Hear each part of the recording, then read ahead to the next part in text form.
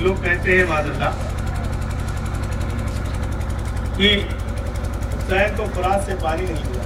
کیا یزیدیوں نے پانی نہیں ملا، یہ نہیں ملا، وہ نہیں ملا. ہم نے کہا حسین کا مقدر نہیں خراب تھا کہ فرات میں پانی نہیں ملا. فرات کا مقدر خراب تھا کہ لبے حسین سے نہیں لگے. اس کا مقدر خراب تھا. یہ چوہے گدھے بلی کے ہونٹ سے لگ گیا وہ، مگر اللہ نے اس کے مقدر میں نہیں لکھا تھا کہ اہل بیت کے لوگوں سے لگ جائے. یہ اس کا مقدر خراب تھا. اور پیارے کیا تم کو بتاؤں تانا کرنے والوں کو، شاید وہ تاریخ نہیں پڑھتے، ان کا ایمان کمزور ہے، ان کی بات کمزور ہے. حسین کربلا میں پیاسے ہیں. ارے تاریخ اٹھا کر دیکھو،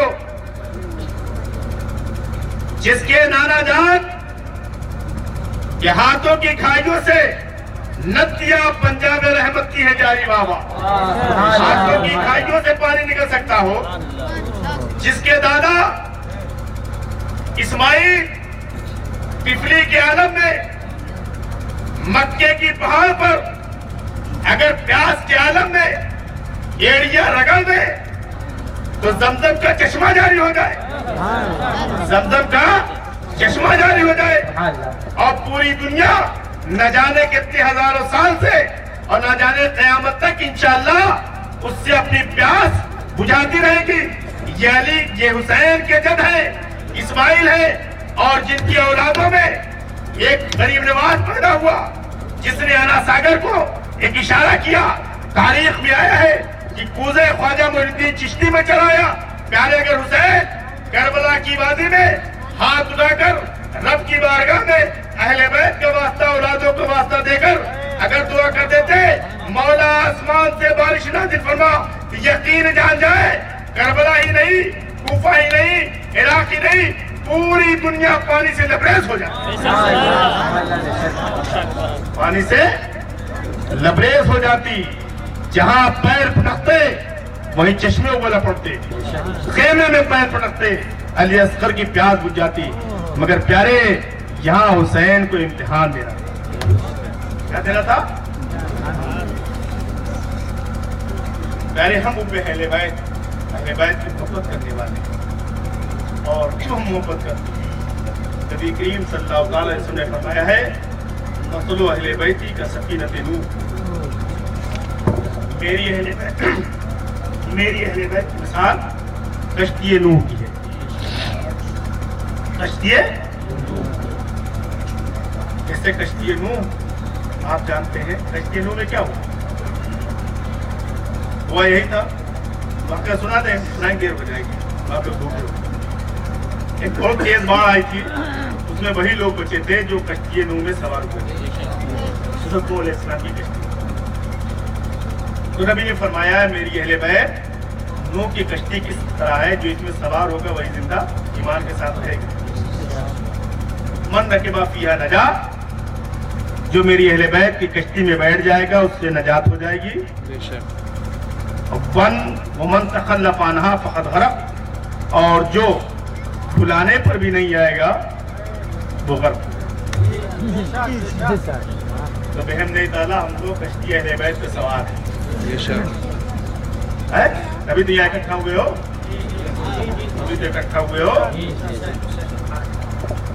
اور بہت لوگ ہیں نہیں آئے. کہیں بدعت کے کام ہوتے کا وہاں بدعت صرف ہوتی نہیں ہے. ان کے مقدر میں کشتی اہل بیت پہ سوار ہونا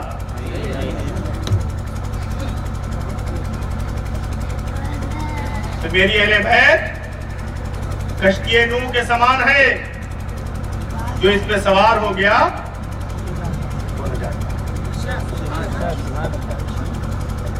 اچھا یہ بتاؤ کہ مفتیان کرام نے امام حنبل ہیں، امام مالک ہیں، امام حنبل ہیں، امام یوسف ہیں، اور بہت سے مجتہدین کرام نے، محدثین کرام نے یزید پر کفر کا فتویٰ لگایا. مزید تحقیق کرنا ہو تو میں نے ایک کتاب بہت پہلے لکھی تھی، چھپوایا تھا، سلطان یزید. اس میں آپ دیکھیں کتنے لوگوں نے یزید پر کفر کا فتویٰ لگایا. یعنی یزید اسلام سے خارج ہو گیا. میں نے سوچا کہ یزید کلمہ نہیں پڑھتا تھا کیا؟ یزید نماز نہیں پڑھتا تھا کیا؟ یزید تلاوت نہیں کرتا تھا کیا؟ تو پتہ چلا سب پڑھے گا. تاریخ پڑھے ابن سعد وغیرہ. تو میں نے تخیل میں میں نے پوچھا یزید کلمہ بھی پڑھتا تھا سنا ہے؟ میں تو بھائی وہاں تھا نہیں, سب سنی اور پڑھی بات بتا رہے ہیں. سنا ہے کہ یزید کلمہ بھی پڑھتا تھا, یزیدی نماز بھی پڑھتے تھے, یزیدی روزہ بھی رکھتے تھے, یزیدی سجدہ بھی کرتے تھے, سب کرتے تھے. اے مفتی صاحب, آپ نے تب اس پر کفر کا فتویٰ دیا. نمازی کہیں کافر ہوتا ہے, کلمہ پڑھنے والا کہیں کافر ہوتا ہے, روزہ رکھنے والا کہیں کافر ہوتا ہے, اذان دینے والا کہیں کافر ہوتا ہے. آپ نے کیسے لگا؟ میں نے ان سے تخیل میں یہ سوال کیا, انہوں نے جواب دیا کہ صحیح ہے مولانا, آپ دیکھ رہے ہو وہ نماز پڑھ رہے ہیں, وہ اذان دے رہے ہیں, وہ رکوع کر رہے ہیں, وہ سجدے کر رہے ہیں, سب کر رہے ہیں. روزہ ان کے پاس ہے, نماز ان کے پاس ہے, سجدے ان کے پاس ہے, تلاوت ان کے پاس ہے, قرآن ان کے پاس ہے. کیا تم نے پلٹ کر دیکھا یزیدیوں کے پاس اہل بیت بھی تھے؟ کیا یزیدیوں کے پاس اہل بیت بھی تھے؟ ارے اہل بیت تھے ہی تو نہیں تھے, شہادت کے بعد ان کی توہین کی گئی. شہادت کے بعد ان کی توہین کی گئی. ان کی عورتوں کو اونٹوں کی ننگی پیٹھ پر بٹھا کر کوفہ کی گلیوں میں گھمایا گیا. امام حسین اور ان کے رفقا کے سروں کو ٹہلایا گیا, ان کا مذاق اڑایا گیا, ان کا استیزا اڑایا گیا. کسی نے دندان پر ٹھوکر ماری, کسی نے ہونٹوں کو چھڑیوں سے چھیڑا. یہ سب وجوہات تھی کہ اس کے دل میں اہل بیت کی محبت. تو کربلا کی سرزمین, اے مولانا, کربلا کی سرزمین کا فیصلہ, اسلام و کفر کا فیصلہ اذان نہیں کرے گی, نماز نہیں کرے گی, سجدے نہیں کرے گی, تلاوت نہیں کرے گی, بلکہ طے کریں گے امام حسین. جس کی طرف امام حسین ہے وہی حق. اور دوسری بات آپ سماعت فرمائیں, شاید یہ میری آخری بات, ایک ٹپ میں آپ کو دینا چاہتا ہوں کہ سنا ہو تو اچھی بات ہے. پرسوں میں نے سنایا ہے, یہ مجھ کو وہی اٹیا میں اس نے کہا کہ یہاں بھی کچھ یزیدی پیدا ہوئے ہیں, وہ بھی کھینچتان ہوئے, یزید کو جنت میں لے جا رہے ہیں. میں نے کہا یہ بتاؤ, تم ہم کو بتا دو کہ حسین کے فضائل میں, اہل بیت کے فضائل میں مشکات میں حدیث ہے, ترمذی میں حدیث ہے, ابن ماجہ میں حدیث ہے, بخاری میں حدیث ہے, سب حدیث ہے, صحیح ستہ میں حدیثیں پڑھی ہوئی ہیں, باقاعدہ فضائل اہل بیت صاف ہے. یزید کی بھی فضیلت میں کوئی حدیث ہم کو دکھاؤ گے؟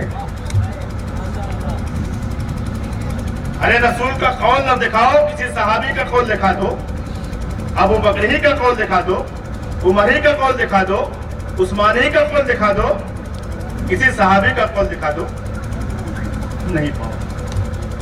مگر حسین کی فضیلت میں نہ جانے. اور معاملہ کیا تھا, یزید حسین کی سرداری نہیں مان رہا تھا. یہ تو رہا نا, جان پہ جان چلی جائے, لشکر پہ لشکر چلا جائے, کعبہ برباد ہو جائے, مدینہ برباد ہو جائے, مگر حسین کی سرداری بس پوائنٹ کے طریقہ. امام ہم حسین کو نہیں مانیں گے. بات اتنی تھی, اس کو آپ سے رکھیں, بات اتنی تھی کہ ہم حسین کی سرداری کو قبول, جس کو اللہ رکھے اس کو دنیا کیا برباد کرے, دنیا کیا برباد کرے. ارے حسین تو وہ ہے پیارے, اگر ہم لاکھ چھوڑنا چاہیں تو حسین کو تو نماز میں اپنے دل میں رکھ لیا. آپ نماز پڑھو گے تو اللہم صلی علی محمد وعلی آل محمد پڑھنا ہی آپ نہ چھوڑو گے تم یاد. نماز نے کہا چاہے انچاہے اے حسین تم کو اس کو یاد کرنا ہی. کیا ضرورت پڑو گے اللہم صلی اللہ علیہ وسلم کما صلیت علی ابراہیم وعلی آل ابراہیم؟ چاہے حسین کو مانو نہ مانو پر ماننا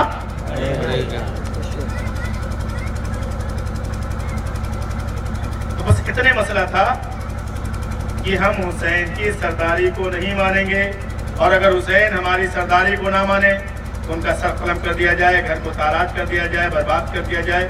اسی سرداری نہ ماننے کے سبب امام حسین نے مدینہ چھوڑا، مدینے سے مکے آئے، مکے سے کوفے آئے، کوفے سے کربلا آئے، نہ جانے کتنی صحبتیں برداشت کی، اللہ نے جو مقدر میں لکھا ہے۔ کتنے معاملہ تھا۔ میں ان افراد سے کہنا چاہتا ہوں معاذ اللہ جو یزید کو رحمۃ اللہ تعالی علیہ کہتے ہیں، امام المسلمین کہتے ہیں، خلیفۃ المسلمین کہتے ہیں، یزید کو رحمۃ اللہ تعالی علیہ ایسے کہنے پہ جسے گدھے پر دونوں سونے چاندی کا پھول چڑھا دیا جائے، ایسے یزید کو رحمۃ اللہ علیہ لگتا ہے کیا؟ جسے گدھے کا موتیوں کو ہار پہنا دیا جائے، یہ تو اپنا اپنا نصیب ہے۔ تو آپ کہتے ہو تو پتہ یہ چلا کہ اگر یزید امیر المومنین ہے، یزید امام المسلمین ہے، یزید خلیفۃ المسلمین ہے، یزید مسلمانوں کا امام ہے، تو معاذ اللہ حسین باغی ہوئے، حسین باغی ہوئے۔ بھائی خلیفہ سے لڑنا بغاوت، امام سے لڑنا بغاوت، امیر سے لڑنا بغاوت، تو کیا ہوئے؟ باغی ہوئے۔ اور باغی کا ٹھکانہ کیا ہے؟ جہنم ہے۔ کیا ہے؟ یہیں سے فیصلہ تھوڑا آپ کو سنا رہے ہیں۔ باغی کا ٹھکانہ کیا ہے؟ جہنم ہے۔ اور نبی کیا فرماتے ہیں؟ الحسن والحسین سیدہ شباب اہل الجنہ، حسن حسین جنتی جوانوں کے سردار ہیں۔ جنت، باغی جنت میں جائے گا؟ اب یہیں سے فیصلہ کر لیجیے، فیصلہ یہیں سے کر لیجیے، حق پر کون تھا؟ چلو اتنے ختم کر دو، زیادہ جائیں گے الجھ جائیں گے۔ عرض کرنا اتنا تھا کہ حسین کی سرداری یزید کو قبول نہیں تھی۔ ان کے گروہ کو لوگ آج تک پوسٹر، پمفلیٹ، کتابچے اور کیا کیا انٹرنیٹ اور دنیا بھر پر چھائے ہوئے ہیں کہ معاذ اللہ یزید جنتی ہے۔ ہم نے کہا ایکسپٹ ہے۔ ہم آپ کی بات کو اگر آپ ووٹ پین کر لپیٹ کے بڑیے میں باندھ کے اس کو جنت میں داخل کر دیجیے۔ یزید جنت میں گیا، آپ نے داخل کر دیا۔ ارے میں نے کہا یزیدیو، ارے تیرے مقدر میں لکھا ہی ہے، ارے اگر یزید نے کربلا میں حسین کی امامت سرداریت نہیں مانی تو جنت میں تمہیں داخل کر دیا، وہاں بھی تو حسین ہی سردار ہوں گے، وہاں بھی حسین کی سرداری میں رہنا پڑے گا۔ اس لیے نبی نے فرمایا کیا؟ الحسن والحسین سیدہ شباب اہل جنہ، حسن حسین جنتی جوانوں کے سردار ہے۔ تو کیا ایسی جنت میں یزید رہ پائے گا؟ نہیں رہ پائے گا، آ جائے گا۔ کیا یار یہاں ہے تو یہاں بھی لہذا وہ جہنمی ہمارے لیے اتنا لڑے، اتنا بلشک آیا، اتنا اسلحہ تیار کیا، 22,000 فوج لے کر چلے، اور تاریخ نے فتو کیا ہمارے اوپر، علماء نے فتو کیا، محدثین نے فتو کیا، مفسرین نے فتو کیا، اور صرف ہم سب سے لڑتے بیٹھتے اسی وجہ سے رہے کہ سب پاروں، سب دریاؤں، سب برا بلا کو پر حسین کی سرداری ہم قبول نہیں کر سکتے۔ مگر یہ دیکھو جنت میں ہے تو یہاں